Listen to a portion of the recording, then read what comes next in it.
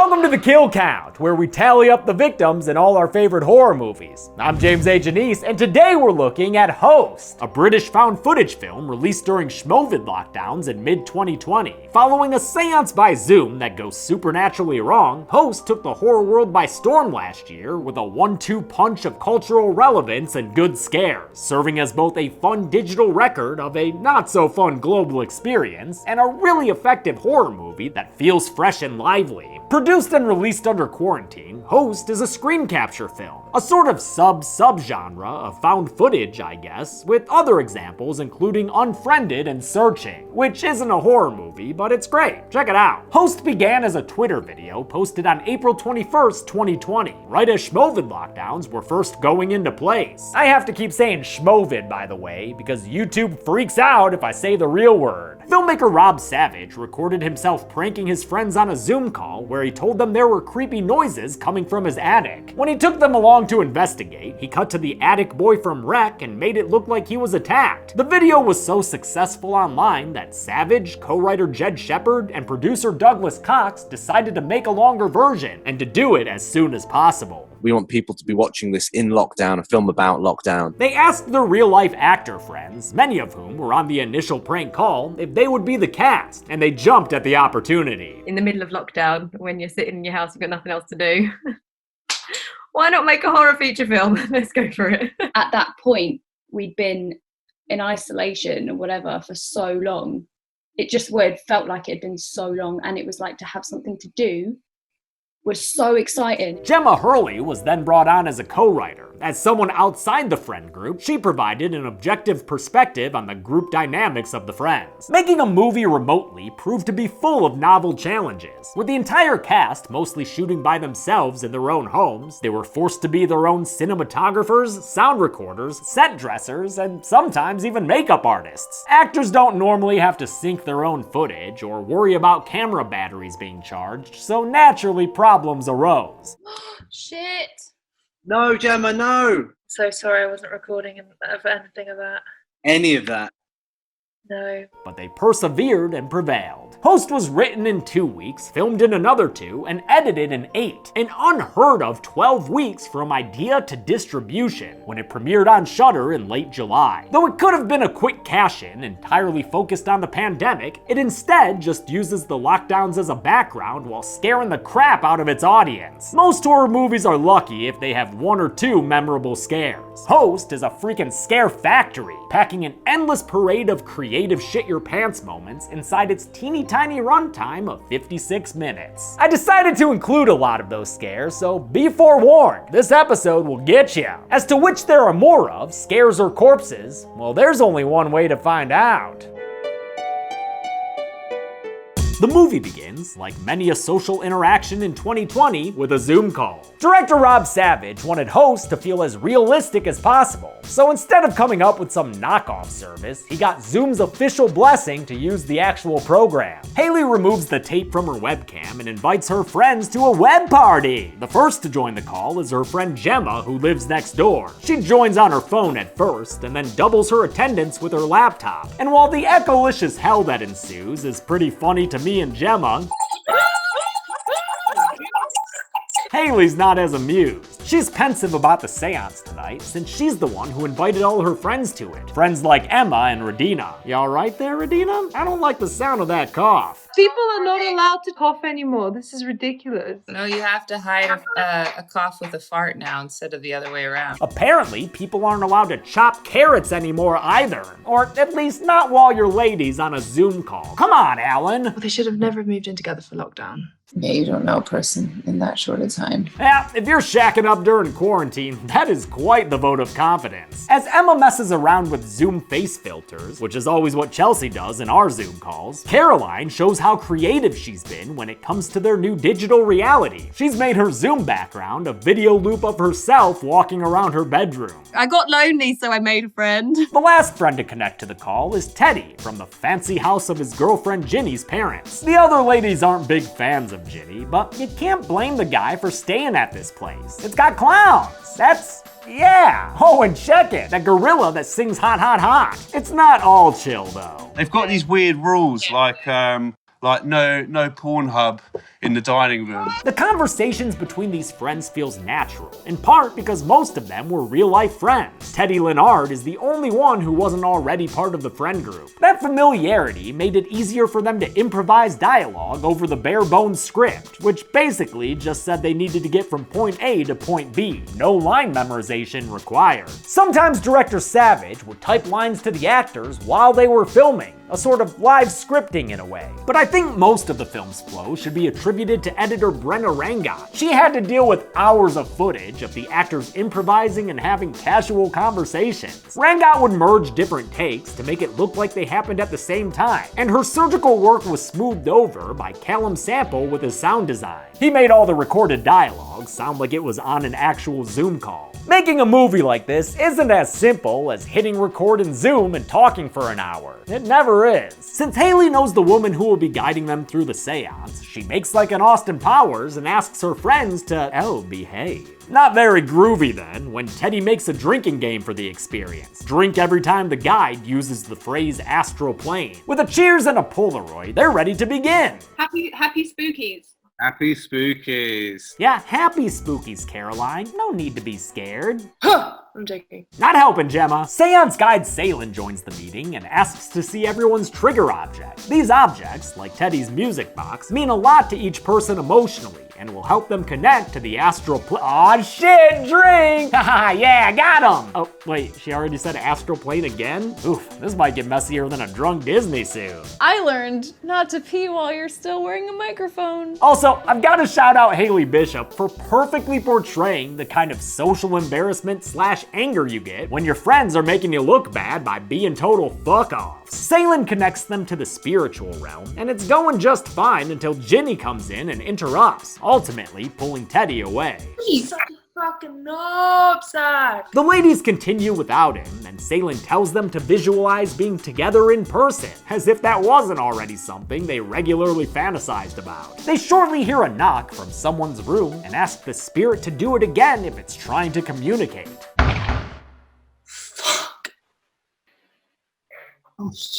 I'm so sorry. It must be my delivery. Damn it, Salin, this is no time for your Impossible Burger. Salin's postmate interruptus, and many other things that happened in the film seance, actually happened to the filmmakers during a pre-production seance. Just went like, it was like that, and it went.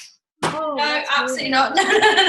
It was held to help co-writer Gemma Hurley get to know everyone a little better, and it ended up providing a lot of material for the movie, though it was cut short when some of the cast got a bit too scared and upset. The seance resumes, hope Salin tipped that guy enough, and after a few minor occurrences of things that are spooky, Gemma experiences something that is full-on spooky! She starts telepathically communicating with a kid named Jack, who she says was nice to her before he tragically hanged himself. Oh shit. Hey, Crunchy Lady, what's she gotta do now? Listen, Gemma, what I want you to do. Uh-oh, Salin out. Guess she was more like say Wi-Fi, am I right? Like say LAN? Wi-Fi? Gemma reveals that she was just fucking around the whole time, impressing some of her friends and pissing off others. Damn, Haley, why are you even friends with Gemma? The girls take a pee break together, an updated digital take on an old stereotype, but there's no getting away from the tension in this Zoom. Haley! Fuck off, Gemma. They all start arguing, and maybe if they had just played Jackbox, they could have avoided shit like this. But you didn't play Jackbox, did ya? With a spirit in the house, Haley says they have to get back to the seance to close the still open connection to the astral plane. Don't drink, it's too late. She calls out to the spirit and hears a soft noise in return, so she tells everyone to turn their sound all the way up, making everyone in the audience hate her. Is anybody here? Nobody but the impending doom of tsunami-sized sound waves coming our way. Haley takes us on a terrifying trip through her apartment, but the next mystery noise comes from Caroline's place. That prompts another house tour, this one more snorri camish, that leads Caroline to the source of all this banging, her attic. Girl, don't even! Ain't you never seen Wreck, or Sinister, or OG Black Christmas? The attic's a no-go for show. Instead of going up there herself, Caroline puts her camera on a selfie stick and gives the attic a jump scare-ectomy. Or is there a jump scare here? Nope, just some, wait, what was? Never mind. Caroline returns to her bedroom and we jump back into Haley vision because she sees something down her hallway in her back room. Do you see that? No. What? Please, I can't see anything. Yeah, I don't know what to tell you, Hay Bells. There's nothing there. Not sure what you're gonna get out of taking a, oh, is that a hanging body? Ah, son of a bitch! Haley calls Salen back, who says her internet went down, so she's gonna have to talk them through this whole thing over the phone. Please hurry, Say, for Caroline's sake. Gemma's forced to admit to Salen that Jack never existed. She made him up, and turns out that is where they fucked up. If you made this person up, you basically created, imagine like you created a mask. So now anything can come through and wear that mask. We don't know what it might be. You have fucked up now. Salen says a demon could be wearing this mask they've made, so good job, Gemma. You threw a damn demonic masquerade. And that incognito incubus is fucking with the lights now. Great. They lose Salen on the phone, so Haley leads them through a ritual where they apologize to the demon and ask if they can please hang up with him now, please. They try severing the connection by blowing out their candles. For a brief moment, everyone relaxes a little bit, hopeful that their night of frights is over and done with, but it ain't. Radina realizes that her boyfriend Alan isn't in his room. After calling his phone, she finds it unattended on the bathroom shelf. Where the heck did that guy get to? Meanwhile, Emma's being a lizard lady, Gemma wants to jet, and Caroline is AFK. Oh, wait, there she is. Oh shit, never mind, that's her Zoom background. Oh, wait, there she is. Caroline's connection ends, and as Haley's trying to call her, Emma stumbles upon her own discovery. Oh shit, it's the magic mirror from Shrek! Only he's floating in midair and he got all glammed up to leave the glass.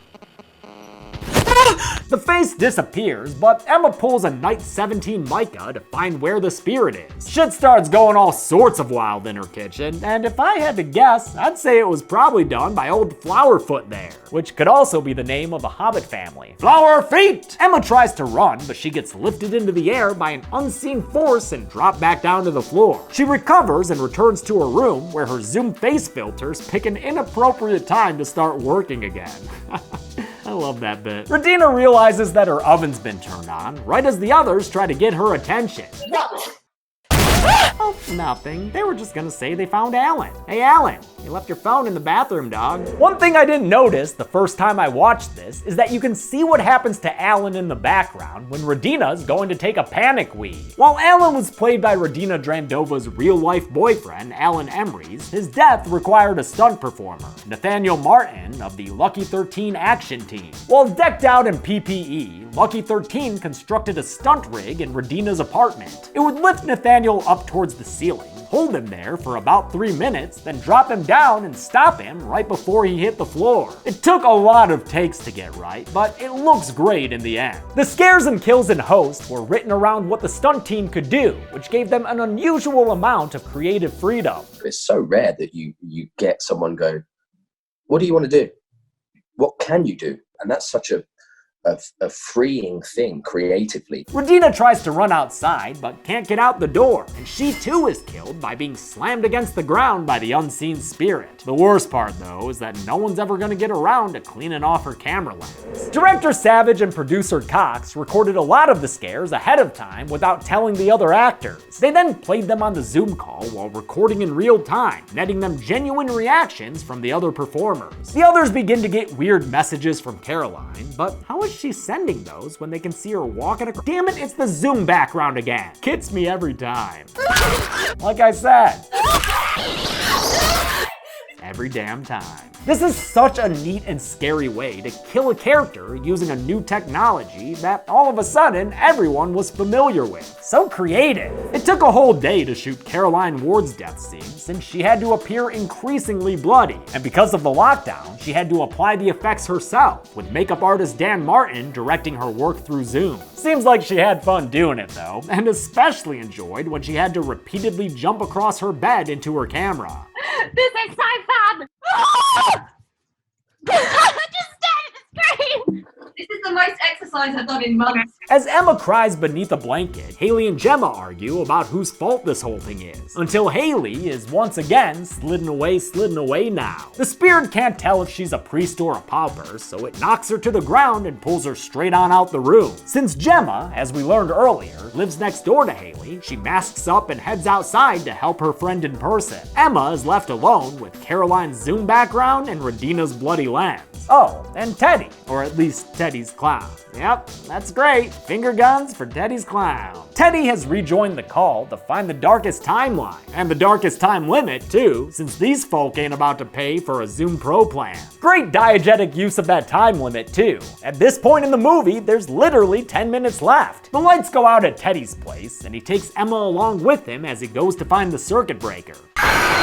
Oh, come on! He stumbles around, knocking into shit and experiencing more ear-splitting jump scares before he gets outside to the backyard, where he watches his girlfriend Ginny get lifted into the air. Ginny is killed with a neck snap, and if that didn't kill her right away, well, I'm guessing she drowned in that pool. Teddy runs away to find his favorite firewood hideout spot, but the sound of the music box that he had earlier used as a token lures him out to the garage, where he finds it on the ground. As he goes to reach for it, Teddy is thrown back into the air, and after a very rough landing, he's treated to a fire spreading slowly across his body. It gets to his face, and Teddy wakes back up and screams, but only long enough to die and kill his video connection. I loved learning that Edward Lennard did this fire stunt himself. Yeah, I hadn't done a face burn before, so for me, I was excited and kind of really happy to do it. Glad he was pumped, but I don't blame director Savage and producer Cox for looking so worried while they watched it happen live. Last thing you want to be responsible for is someone burning their face off. After Blair witching in bed for a beat, Emma steps out from under the covers to investigate a noise. She doesn't see anything in her doorway, but she senses something is there. Like any good scientist would, she tries to determine if her theory is correct.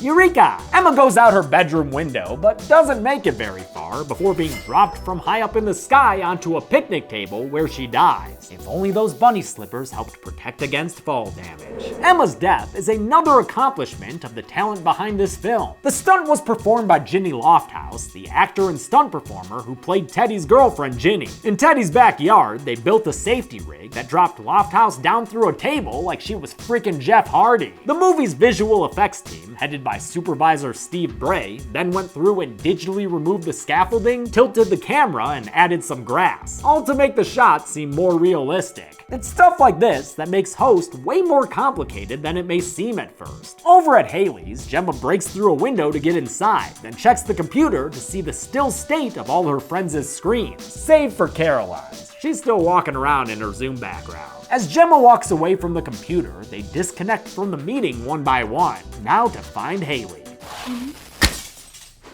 Or you can just get knocked out. That works too. She brings the camera down to the floor with her before a kitchen explosion sends her back to her feet. She runs down Haley's hallway and reaches the back room where she finds her friend hiding underneath her desk. Great, she's not dead. Elbow bump for not dying, which in real life was an elbow bump from Haley's boyfriend, just to further minimize risk of exposure. They go to leave down the hallway and Haley uses her Polaroid for a Saw 1 type sequence, with camera flashes lighting up the shadows and our anxiety.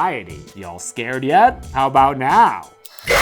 How about now? I'll count Haley and Gemma as dead, I guess, killed by this freaky demon guy. The movie ends with the free Zoom call running out of time, and to keep the verisimilitude going, even the credits are done from the desktop. Good stuff. How many people died because they tried to talk to dead people? Let's find out and...